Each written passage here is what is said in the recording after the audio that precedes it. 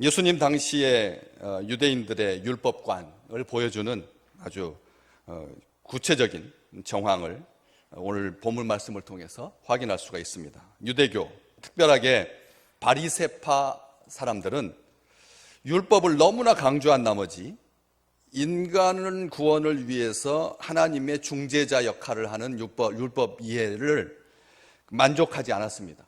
율법이 하나님의 중재자다, 구원을 이루려고 하는, 구원을 위한 하나님의 중재자다라고 하는 그런 이해에 만족하지 아니하고 율법이 일종의 인격적 존재라고 하는 개념이 싹트기 시작했습니다. 참 놀라운 시작인 거죠. 율법을 지키다 하다가 율법이 그냥 단순하게 중재자 역할을 하는 것이 아니라 율법에 인격이 있다, 율법에 생명이 있다.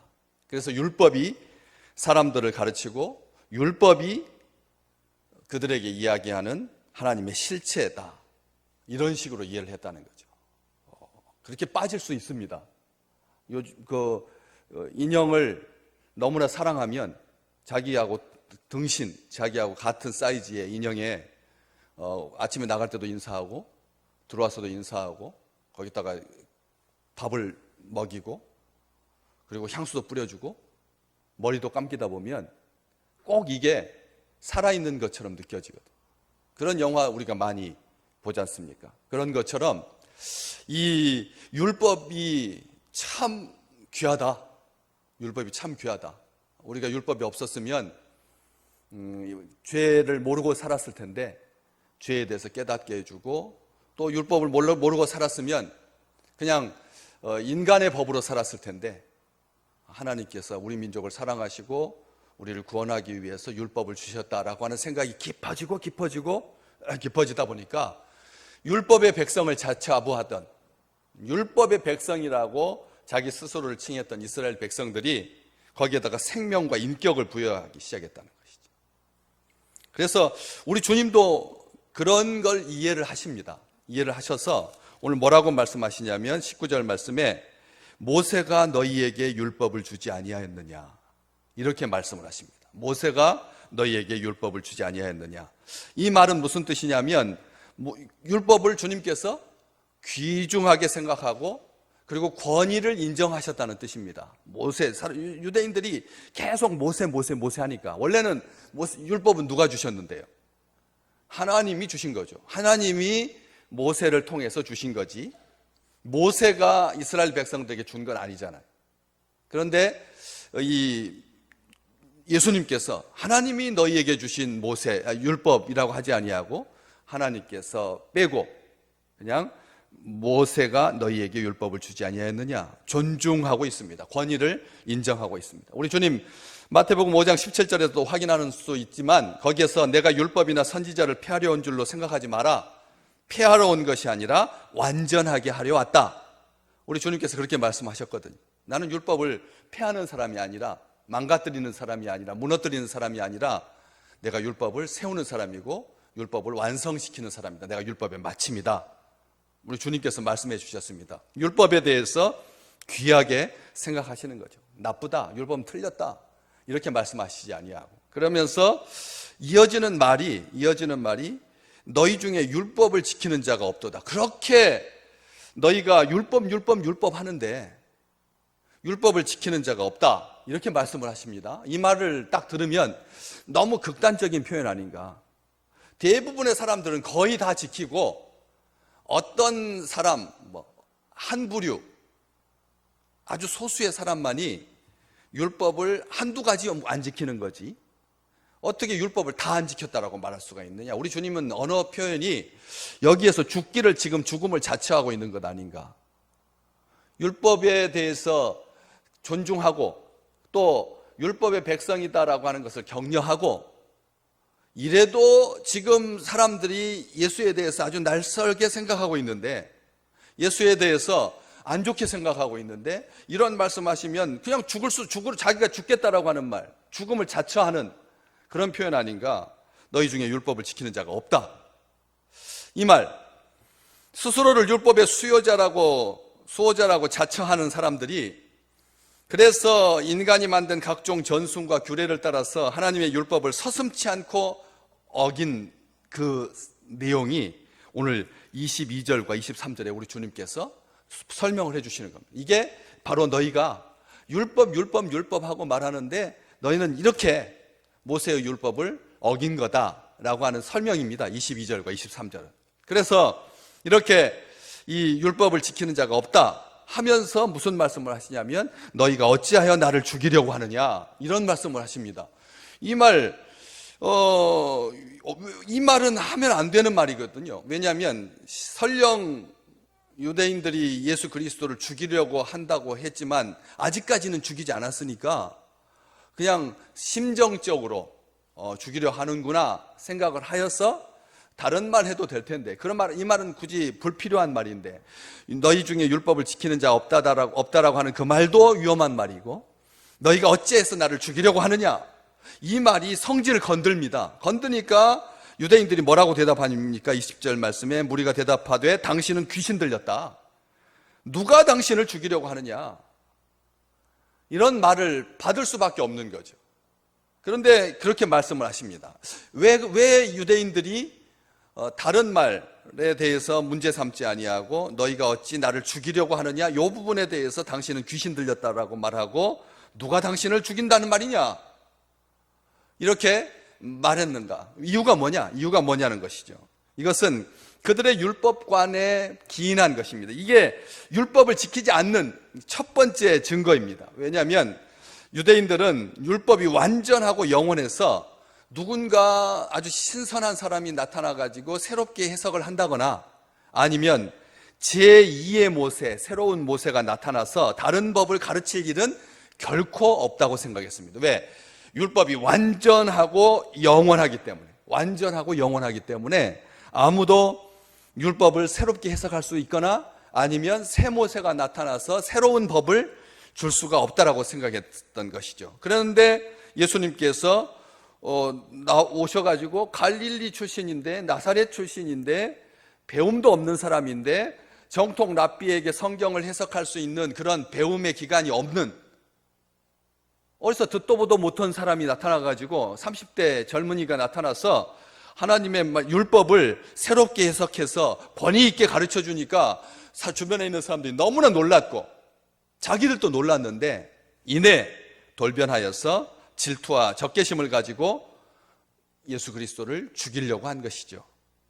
그렇기 때문에 그런 상황이니까 우리 주님께서 그렇게 너희가 어찌하여 나를 죽이려 하느냐 이렇게 말씀을 하신 건데 귀신 들렸다라고 이 귀신 들렸다라고 하는 이 표현은 실제로 귀신 들렸다라고 하는 표현도 됩니다. 그렇지만 그 당시에 유대인들이 이 표현을 말하면 귀신 들렸다라고 하는 말은 미쳤다는 뜻입니다. 미쳤다는 말입니다. 우리 지금 현대어로 바꾸자면 귀신이 너를 사로잡고 있다, 귀신에게 빠졌다, 미쳤다라고 하는 그런 말인데 누가 당신을 죽이려고 합니까? 라고 하는 이 표현, 율법을 지키는 사람은 이렇게 말하지 않는 거죠. 당신 미쳤다라고 말하지 않는다는 거. 율법의 아들이라면 사람들을 대할 때 이런 식으로 표현하지 않는다는 거죠. 귀신 들렸다, 미쳤다, 누가 당신을 죽이려 합니까? 이 말은 바꿔 말하면 그들의 말대로라고 하면 예수님께서 피해망상증 환자인 거죠. 죽이려고 하지도 않았는데 왜 나를 죽이려고 하느냐 말하는 건 피해의식 때문에 그런 거다. 귀신 들린 예수, 미친 예수가 피해의식을 가지고 이렇게 말한 거다. 이렇게 이 20절 말씀, 유대인들의 말이 바로 그런 의미다라고 하는 것이죠. 과연 그렇습니까? 앞쪽에 5장 18절 말씀, 요한복음 5장 18절, 유대인들이 이를 인하여 더욱 예수를 죽이고자 하니 이는 안식일만 범할 뿐 아니라 하나님을 자기의 친아버지라 하여 자기를 하나님과 동등으로 삼으심이로라. 벌써 5장에부터 지금 우리가 7장 보고 계시는데 5장에 예수 그리스도를 더욱 죽이고자 했다는 거죠. 이유는 안식일을 범하고 하나님을 자기의 친아버지라고 해서 자기를 하나님과 동등으로 삼으셨다. 동등으로 여겼다. 이건 신성모독이다. 그래서 죽이려고 했다. 또 우리 지금 7장 보고 계시는데 7장 1절 금방 앞으로 조금만 더 가서 보시면 그 후에 예수께서 갈릴리에서 다니시고 유대에서 다니려 아니하심은 유대인들이 죽이려 함이로라. 분명히 그렇게 되어 있습니다. 7장 1절에 유대인들이 예수께서 갈릴리에 다니시고 유대 예루살렘 쪽으로 다니지 않으려고 하신 이유가 유대인들이 죽이려고 했기 때문이다. 여기만 그렇습니까? 우리 오늘 본문 말씀 뒤로 넘기셔서 25절 말씀 한번 보시겠습니다. 25절. 예루살렘 사람 중에서 어떤 사람이 말하되 이는 그들이 죽이고자 하는 그 사람이 아니냐. 예수 그리스도를 유대인들이 죽이고자 하는 그 사람, 예수가 바로 이 예수라고 하는 사람이 유대인들이 죽이려고 하는 그 사람 아니냐. 일반 사람들도 다 알고 있었다는 거예요. 유대교인, 바리새파가 아니어도 유대인들 중에 유대교 안 믿는 사람 아니면 혹 다른 사람일지라도 예루살렘 사람 중에서 어떤 사람이 말하되 이는 그들이 죽이고자 하는 그 사람이 아니냐 이렇게 말했다라고 하는 것이죠. 유대인들은 실제로 예수 그리스도를 죽이려고 했습니다. 이유는 21절 말씀, 오늘 주님께서 하신 말씀 속에 나와 있습니다. 예수께서 대답하여 이르시되 내가 한 가지 일을 행하매 너희가 다 이로 말미암아 이상히 여기는도다. 여기에서 이 한 가지 일은 그 앞쪽에 이제 6장 쪽으로 쭉 가보시면 바로 안식일에 38년 된 병자를 베데스다 못가에서 우리 주님께서 고쳐주신 바로 그 일을 우리 주님께서 말씀하시는 겁니다. 한 가지 일 때문이다. 한 가지 일이다. 내가 한 가지 일을 행하매 너희가 다 이로 말미암아 이상히 여기는도다. 이상하게 여겼습니까? 이스라엘 백성들이 이상하게 그 한 가지 일 38년 동안 움직이지 못했던 그 환자를 예수님께서 고쳐주셨을 때 주변에 있는 사람들이 이상하게 여겼습니까? 아니죠. 아주 심각하게 여겼죠. 그런데 우리 주님은 이상하게 여겼다라고 말씀하십니다. 이상하다라고 하는 말은 요즘에 하나도 자극적이지 않습니다. 이상하다라고 하는 표현은 뭔가 좀 다르다. 이런 정도지 이게 심각하게 죽일 만한 그런 이유가 되지 못하는데 그런데 우리 주님께서 그렇게 이상히 여겼다. 이렇게 표현을 하고 있다는 거죠. 언어가 우리가 너무 극단적이다.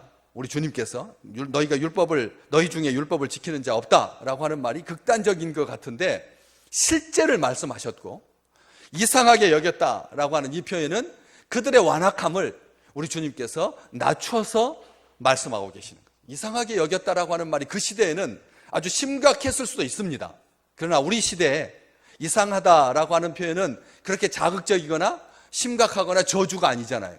그런 것처럼 우리 주님께서 그렇게 말씀을 하셨습니다. 병자를 고친 것을 문제 삼은 것이 아니죠. 이스라엘 백성들, 유대인들은 예수님께서 그날 병자를 고친 것을 문제 삼은 것이 아니라 왜 뭘 이상하게 여겼느냐? 그날이 안식일이었다는데 이상하게 여긴 거죠. 그날이 안식일이었습니다. 하필이면. 그들의 관심은 안식일을 지키느냐 안 지키느냐에 있었지 어떤 일을 하느냐 안 하느냐에 있지 않았다는 것이죠. 그들이 생각한 것은 이거였습니다. 예수가 정말 하나님으로부터 온 사람이라면 안식일을 준수하기 위해서 다른 날 고쳤을 것이다. 다른 날 고칠 것이다. 이렇게 생각한 거죠. 38년 동안 아팠는데 안식일 다음 날 고치면 되잖아요. 38년 동안 아팠는데 안식일 날 괜히 오해를 사는 사람들이 미워하는 율법의 사람들이라고 자기를 자처하는 사람들 앞에서 안식일 날 사람을 고쳐주면 주변에 있는 사람들이 심기가 불편해지잖아요. 그러니까 몇 시간 차이도 안 나잖아요. 조금만 더 기다렸다가 다음날 해질녘부터 다음날 해질 때까지가 안식일이 끝나니까 해질 때부터 해질 때까지 안식일이니까 그 끝나고 나서 그 다음 안식일 다음 날 고쳐줘도 38년 기다리는 거냐 38년 하루 더 기다린 거나 별 무리가 없을 것 같은데 예수님께서 그렇게 고쳐주시니까 화가 난 것이죠. 그래서 그들이 누가 당신을 죽이려고 하냐라고 하는 이 말은 거짓말입니다. 거짓말이고 속이는 말이고 가증한 말이죠. 예수님께서 너희가 나를 죽이려고 한다. 당신은 미쳤다. 귀신 들렸다. 누가 당신을 죽이느냐라고 하는 말은 다 가증한 말이에요. 그러니까 율법을 안 지키는 사람들에 대해서 어떤 조항을 말하지 아니하고 그들의 실상을 우리에게 주님께서 보여주시는 거죠. 요한은 그걸 기록하고 있는 것입니다. 요한은 봐라. 율법 잘 지킨다고 하는 사람이 예수한테 대하는 태도를 봐라. 안식일 날 고치는 것, 무슨 일을 하느냐 안 하느냐를 문제 삼은 것이 아니라, 율법대로라면 안식일 날 일하고 안 하고를 문제 삼아야 되는데, 그걸 고치는 것, 그걸 문제 삼은 것이 아니라, 이 사람들의 마음이 얼마나 엉클어졌으면 예수 그리스도를 죽이려고 했겠느냐, 이것을 지금 말해주고 있는 것이죠. 그래서 주님의 말씀대로 그들은 율법을 지키지 않으면서 율법의 근본 정신을 망각한 채 다른 사람들을 미워하고 정죄하고 죽이려고 한 것이죠. 사람을 살리기 위해서 주신 하나님의 법을 사람 죽이는 법으로 변질시켰다, 이것을 보여주고 있는 겁니다. 유대인들이 예수 그리스도를 왜 죽이려고 했느냐, 이 속에서 하나님께서 사람 살리라고 주신 법인데, 유대인들이 그렇게 율법 입에다 달고 다니면서 정작 행하는 것은 사람을 죽이는, 그래서 살인하는 법이 되었다, 죽이는 법이 되었다. 예수님께서는 다 아시고 말씀하신 것이다. 율법에 대한 그들의 그릇된 자세, 그릇된 태도, 그릇된 정신이 율법의 완성이요 복음으로 오신 예수 그리스도를 죽인다. 이것은 이후에 요한복음의 기록을 통해서 확인할 수가 있는 것이죠. 율법을 지키고 보호한다는 명분으로 율법을 지키기 위한 너희들의 열심이 결국은 복음인, 율법의 완성인 나를 죽이고 말 것이다, 예고하신 말씀입니다. 이게 그 앞에 유대인들 앞에 우리 주님께서 자기를 죽이려고 하니까 화가 나서 그냥 또 쏘아붙인 말이 아니라, 나중에 결국은 율법을 사모한다라고 하는 그 열심이 저들을 삼켜서 너희가 나를 죽이게 될 것이다, 예고하신 말씀이다. 그게 그냥 그 앞에서, 상황 앞에서 하신 말씀이 아니다라고 하는 것이죠. 그러면서 이제 정식으로 22절과 23절 말씀을 통해서 너희가 율법의 자녀냐, 율법의 아들이냐, 봐라, 모세가 너희에게 할례를 행하였으니 그러므로 너희가 안식일에도 사람에게 할례를 행하느니라. 모세의 율법을 범하지 아니하려고 사람이 안식일에도 할례를 받는 일이 있는데, 내가 안식일에 사람의 전신을 건전하게 한 것으로 너희가 내게 화를 내느냐 노여워하느냐. 우리 주님께서 설명을 해 주십니다. 유대인 남자가 태어나면 8일 만에 할례를 받아야 합니다. 그리고 8일째 되는 날이 공교롭게도 안식일과 겹칠 수가 있다는 거죠. 그렇지 않겠습니까?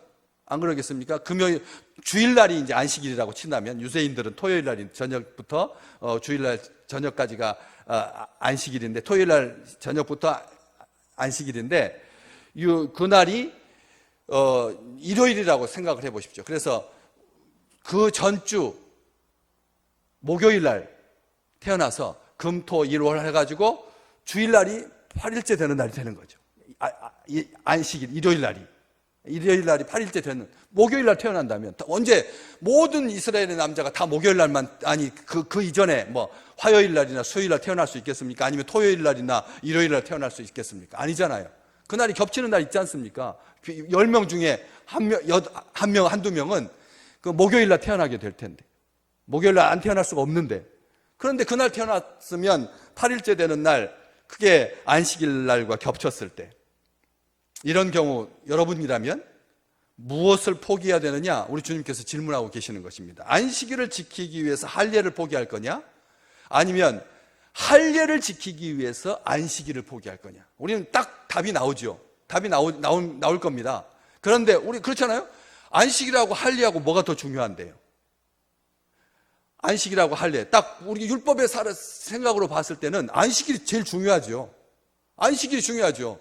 할례는 개인에게 해당되는 문제고, 안식일은 거국적이고 민족적이고 이스라엘 백성 전체에 주시는 그런 명령인데, 그런데 이스라엘 백성들은 뭘 택했다고요? 안식일을 제끼고 할례를 택했다는 거예요. 안식일을 제끼고 할례를 택했다니까요.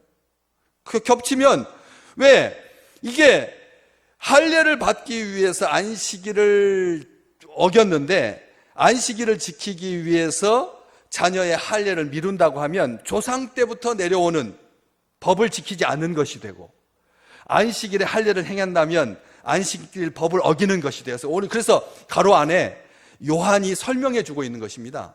모세가 너희에게 할례를 행하였으니 하고 설명을, 모세가 할례를 행한 게 아니죠. 누구에게 할례를 행했죠? 아브라함에게 하나님께서 할례를 행하라고 했잖아요. 아브라함에게 할례를 행하라고 했는데 할례를 안 하니까 하나님께서 모세를 죽이려고 했잖아요. 그래서 아브라함의 아내가 아들 이삭을 살리기 위해서, 남편을 살리기 위해서 할례를 행하는 그 사건을 성경은 기록하고 있거든요. 그러니까 다시 말하면 할례법은, 모세법은 한참 뒤에 시내산에서 모세를 통해서 주신 거고, 안식일법은, 할례는, 전통은 아브라함 때부터 있었던 거, 그러니까 훨씬 더 오래전에 전통으로 있었던 거고, 관습이었었고, 그리고 안식일법은 모세 때 나온 것이기 때문에 사실 순서적으로 하자면 할례가 우선하기는 하지만 하나님의 법 차원에서 봤을 때는 안식일법이 하나님의 명령이고 하나님의 법인 거죠. 그래서 당연히 안식일을 지켜야 되는데 먼저 했던, 조상 때부터 있었던 그 할례를 지킨다라고 하는 것이죠. 이것을 통해서 유대인들은 할례법을 지키느라고 안식일법을 어깁니다. 모세의 율법을 범하지 않으려고 안식일에도 할례를 받습니다. 안식일에 할례를 행하는 것이 모세의 율법을 어기는 것이 아니라 오히려 더 지키는 거다, 이렇게 합리적으로 설명을 하면서 안식일을 어기면서도 버젓이 안식일 날 할례를 행했다는 것이죠. 만약 이것이 맞다면 내가 안식일에 사람의 전신을 건전하게 한 것이 왜 너희한테 판단을 받아야 되느냐, 너희한테 비판을 받아야 되느냐, 내가 왜 너희에게 죽임을 당할 이유가 되겠느냐, 지금 그 말씀을 하고 계시는 것입니다. 할례를 받기 위해 안식일에도 일하면서, 할례를 하려면 일을 해야 되잖아요. 사내 아이의 표피를 잘라야 되니까, 그래서 일하는 거거든요. 그럼 안식일법을 어기는 건데, 할례를 받기 위해 안식일에도 일하면서 하물며 38년 동안 병마와 싸우던 하나님의 자녀가 안식일에 고침받는 일이 어찌 안식일을 어기는 거냐, 우리 주님께서 그렇게 설명해 주는 것입니다. 몸의 일부분을 정화하기 위해서, 정결하기 위해서 할례도 안식일에 행하면서 몸 전체를 깨끗하게, 우리 주님께서 그래서 말하는 겁니다. 내가 안식일에 사람의 전신을, 할례는 이 몸 전체 중에서 조그만 부분밖에 안 되는데, 일부분밖에 안 되는데, 그걸 거룩하게 하려고, 정결하게 하려고 하는데, 전신을 깨끗하게 하는 것이 왜 안식일을 어기는 거냐, 화내지 마라. 우리도 그렇게 산다는 거예요. 뭐가 본질이고 뭐가 본질이 아닌데, 뭐가 중한데 그것을 혼동한다는 거예요. 그래서 주님께서 말씀하셨는 거예요. 그 일부분 깨끗하게 하지 않느냐, 나는 전신을 깨끗하게 했다, 내가 안식일 어긴 거냐, 그러니까 나한테 화내지 마라. 우리 주님께서 분명하게 설명을 하고 계시는 것입니다. 예수님께서 누가복음 13장에 보면 안식일에 한 회당에서 가르치고 계셨습니다. 그곳에는 무려 18년 동안 귀신이 들려서 앓고 병마에 시달리던 한 여인이 있었죠. 18년 동안. 그녀는 허리가 굽어서 몸을 조금도 펼 수 없었습니다. 여러분, 허리가 굽어져 가지고 딱 무릎에 닿아서 18년 동안 있다고 한번 생각해 보십시오. 움직일 수가 없다라고. 얼마나 불쌍합니까? 귀신 들려서 그랬습니다. 귀신이 사람을 이렇게 비참하게 만드는 거죠. 귀신 들리면 사람이 진짜 비참해집니다. 그런데 많은 사람들이 귀신 들려 있습니다. 어린아이부터, 요즘 내 아이가 달라졌어요, 금쪽 같은 내 새끼라고 하는 프로그램 보면 제가 막 화가 막 나는 거예요. 그 아이에게 화가 나는 게 아니라 그 아이를 가지고 장난치고 있는 귀신이 하나님의 형상을 닮은 인간을 나이에 상관없이 그렇게 괴롭히고 있는, 18년 동안 허리가 굽어서 몸을 조금도 펼 수 없었습니다. 예수님께서 그 여자를 보시고 가까이 불러서 말씀하십니다. 여자여, 어머니에게 하셨던 말씀입니다. 어머니 마리아에게 나중에 십자가 위에서 여자여 보소서, 당신의 아들입니다, 사랑하는 제자 요한을 그렇게 맡겨주신, 교도할 수 있도록, 보호할 수 있도록 할 때 불렀던 여자여, 그 여자여가 바로 이 여자여입니다. 여자여라고 하는 말은 비하의 말이 아니라 최고의 존중하는 말입니다. 여자여라고 하는 말, 이 표현이, 그래서 네가 자유케 되었다, 예수님께서 선언해 주십니다. 고쳐주십니다. 여자에게 손을 얹으시자 그 즉시 여인이 똑바로 일어나서 하나님을 찬송합니다.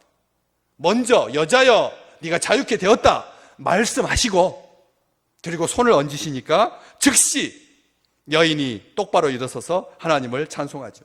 이 모습을 옆에서 보고 있었던 회당장이 예수님께는 말을 못하고 회중에게 말합니다. 안식일에 병을 고쳐서는 안 된다고. 안식일에 병 고쳐서는 안 된다고 회당장이 회중에게 말했을 때 예수님께서 하신 말씀, 이 위선자들아, 너희는 안식일에 소나 나귀를 외양간에서 풀어내어 끌고 가서 물을 마시게 하지 않느냐? 안식일에도 소나 나귀를 외양간에서 풀어가지고 물 마시게 하지 않느냐? 일하지 않느냐? 그런데 이 여자는 아브라함의 딸인데 18년 동안 사탄에 매여 있었다. 안식일에 이 사람의 매임을 풀어줘야 하지 않겠느냐? 안식일에 선을 행하는 것이 악을 행하는 것, 안식일에 선악을 행하는 것과 악을 행하는 것, 무엇을 해야 되느냐? 그 말씀이죠. 그렇죠? 누가복음 13장 17절 말씀, 그 뜻은 이런 뜻입니다. 생명을 구하는 것과 멸하는 것 중에서 뭐가 중요하냐? 선을 행하는 것과 악을 행하는 것 중에서 뭐가 중요하냐? 우리 주님께서 무엇을 하는 것이 옳으냐? 말씀해 주십니다. 그러면서 24절에 외모로 판단하지 말고 공의롭게 판단하라 라고 하는 말씀으로 말씀을 마치는 거죠. 율법을 지켰느냐 안 지켰느냐 행위를 두고 판단하지 말고 그가 하나님의 공의 아래에 있는가, 하나님의 공의 아래에 있는가, 이것을 판단해라. 외형적으로 율법 준수라고 하는 가치에다가 목숨을 더 관심을 가지고 왜 율법을 준수하려고 하는지, 본래 율법을 주신 하나님의 뜻과 마음이 무엇인지 분별하라 라고 하는 말씀입니다. 목이 곧은 백성은 율법을 지키는 것을 의의 표준으로 착각합니다. 율법은 의의 표준이 아니죠. 죄의 표준입니다. 율법은 죄인을 의롭게 하거나 거룩하게 할 수 없습니다. 악에서 구원할 수 없습니다. 죄 사함을 주지 못합니다. 마음을 변화시키지도 못합니다. 오직 우리의 더러움과 무가치함을 드러낼 뿐입니다. 율법은 불순종에 대해서, 심판에 대해서 핑계하지 못하게 할 뿐입니다. 갈라디아서 3장 11절, 또 하나님 앞에서 아무도 율법으로 말미암아 의롭게 되지 못할 것이 분명하니 이는 의인은 믿음으로 말미암아 살리라 하였습니다. 율법으로 말미암아 의롭게 되지 못한다. 바울은 갈라디아 교회에 편지합니다.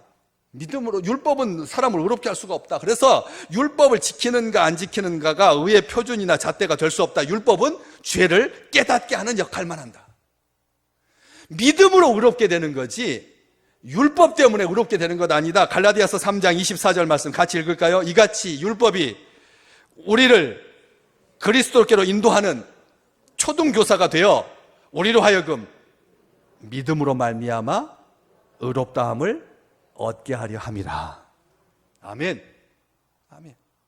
율법이 우리를 그리스도께로 인도해서 인도하는 그런 초등교사, 옛날 성경에 우리가 몽학선생이라고 하는 표현, 바로 직전 성경에 몽학선생이다. 초등학교 선생님처럼 율법이 우리를 그리스도께로 인도하는 거다. 우리로 하여금 믿음으로 말미암아 의롭게 함을 얻게 하려고. 율법이 선생님이지 믿음으로 말미암아 의롭게 하는 게 아니죠. 그래서 율법은 악한 우리를 선한 사람으로 변화시켜주기 위해서 주신 법이 아닙니다. 사망 아래에 있는 우리의 모습을 비춰주기 위해서 주신 법이죠. 우리를 생명에 이르게 하는 법이 아니라 사망 아래에 있는 영혼이 얼마나 불쌍한지 깨닫게 해주려고, 알려주려고 주신 법이다라고 하는 것이죠. 그래서 율법을 지켜서 의롭게 되고 행하여 구원에 이르라고 주신 법이 아니라는 겁니다. 지켜서 의롭게 되는 법이 아닙니다. 행하여서 구원에 이를 수 없습니다. 지켜보고 너는 율법을 지킬 수 없는 죄인이다, 연약한 인간이다 깨달으라고 하나님께서 주셨다는 거예요. 지켜볼수록 한번 지켜보십시오. 율법대로 자꾸대로 613가지나 되는 법을 한번 성경에 있는 모든 법을 한번 다 지켜보십시오. 지킬수록 안 된다는 거예요. 지킬수록 어렵다는 거예요. 어떻게 문자 자꾸대로 지키기도 어려운데 그 속에 들어가서 율법을 주신 분의 취지를 알고 본심을 알고 그것까지 지킬 수가 있겠어요? 안 그렇습니까? 여자를 보고 음욕을 품 자마다 이미 간음하였느니라. 우리 주님께서 말씀하셨는데 그냥 간음하지 말라, 이 법을만 지키는 것으로 우리가 그 법을 온전히 지켰다고 할 수가 있느냐는 거예요. 평상시 생각 가운데 온통 음란한 생각으로 가득 차 있으면서 여자만 안 보면, 여자를 딱 봤을 때 음욕만 안 품으면 그냥 넘어가는 겁니까? 아니라는 것이죠. 우리 주님께서 그래서 그 율법을 주신 하나님의 마음, 여자를 보고 음욕을 품는 자마다 이미 간음했다, 우리 주님께서 그렇게 알려주신 겁니다. 율법의 정신이 이거라는 거예요. 그러니까 현실만 보고 판단하지 말라는 거죠. 그런데 눈에 보이는 법도 제대로 못 지키면서 율법을 지킨다 말하지 말라는 것이죠. 하나님께서는 우리가 의를 내려놓고 하나님의 의를 받아들이라고 율법을 주신 거예요. 율법이 하는 역할이 우리의 의를 내려놓으라는 거예요. 우리의 의는 없다는 거예요. 우리의 의를 내려놓고 하나님의 의를 받아들이려고. 그러라고 율법을 주셨다는 거죠. 로마서 3장 21절과 22절 말씀 같이 한번 읽어볼까요? 로마서 3장 21절, 22절. 이제는 율법 외에 하나님의 한 의가 나타났으니 율법과 선지자들에게 증거를 받은 것이다. 22절, 곧 예수 그리스도를 믿음으로 말미암아 모든 믿는 자에게 미치는 하나님의 의인이 차별이 없느니라. 아멘. 율법은 우리의 의를 내려놓고 하나님의 의를 받아들이라고 주신 법인데, 그 하나님의 의가 누구냐? 여기 로마서 3장 21절. 이제는 율법 외에 하나님의 한 의가 나타났으니 그는 율법과 선지자들에게 증거를 받으신 분이다. 곧 예수 그리스도시다. 그래서 그분을 믿음으로 말미암아 모든 믿는 자에게 하나님의 의가 미치게 될 거다. 하나님의 의가 가득하게 될 거다. 하나님의 의로 살게 할 것이다. 하나님의 의로 하나님께서 우리에게 베풀어 주시는데 차별 없이 주신다. 차별. 10가지 지킨 사람에게는 10가지 못 지킨 사람들한테는 10가지 못 지킨 만큼의 의를 빼고 9개만 주고, 1가지 못 지킨 사람에게는 99개의 의를 주시는 것이 아니라 한 가지를 못 지켰던 99가지를 못 지켰던 상관없이 하나님의 의는 모든 믿는 자에게 미친다. 차별이 없다. 그렇게 설명하고 있는 것이죠. 우리는 오늘 사순절 지난주부터 계속 4주 동안 내내 우리 주님께서 주님 예수 그리스도를 죽이려고 하는 사람들과 마치 말싸움하는 것처럼 보이지만 그 속에서 진정한 하나님의 생명과 하나님의 의를 드러내고 계시는 거죠. 우리가 사순절 보내면서 율법의 완성이요 율법의 마침이신 우리 주님의 의로 산다는 것을, 그리스도 예수 안에 있는 생명의 법으로 사시기를 주님의 이름으로 축복합니다. 로마서 10장 4절 말씀, 그리스도는 모든 믿는 자에게 의를 이루기 위하여서 율법의 마침이 되시니라. 모든 사람의 의를 이루기 위해서, 모든 믿는 자에게 의를 이루기 위해서 우리 주님께서 율법의 마침이 되셨다. 그러면서 로마서 8장 2절 말씀 같이 기쁘게 고백하겠습니다. 그리스도 예수 안에 있는 생명의 성령의 법이 죄와 사망의 법에서 너를 해방하였습니다. 율법은 우리에게 죄를 드러나게 하고 그리고 사망에 이르게 하는, 죄가 무엇인지를 깨닫게 해주는 법이다. 그렇지만 우리 주님으로 말미암는 의는 생명과 성령의 법이다 말씀해 주셨습니다.